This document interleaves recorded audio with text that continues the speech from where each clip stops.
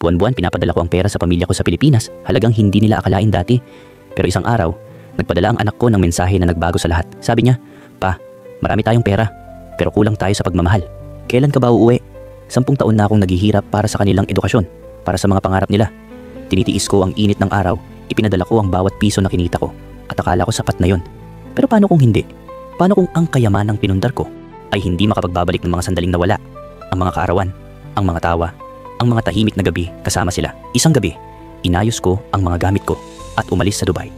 Nakaupo ako sa labas ng aming simpleng bahay sa Pilipinas. Minamasdan mula sa bintana habang inaayos ng asawa ko ang pagtulog ng bunso naming anak. Nakita ako ng anak ko. Nagulat siya tapos tumakbo palabas habang umiiyak. "Papa." Sa sandaling yon, na-realize ko, ang pera ay makakabili ng kahit anong bagay, pero ang pagmamahal ang nakakapagpapasaya ng kaluluwa. Nang piliin kong umuwi, hindi lang ang pamilya ko ang sinave, kundi pati sarili ko. Ang pagmamahal ay mas mahalaga kaysa kayamanan. Ang presensya mo ay mas mahalaga kaysa regalo.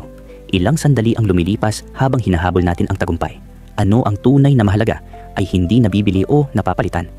Ikaw ang kailangan ng pamilya mo, hindi ang sweldo mo. Sa mga nasa abroad, tanungin ang sarili, ano ba talaga ang pinaghahandaan ko? Dahil sa huli, hindi naman importante kung gaano karami ang kinikita mo. Importante ay ang mahal natin sa buhay.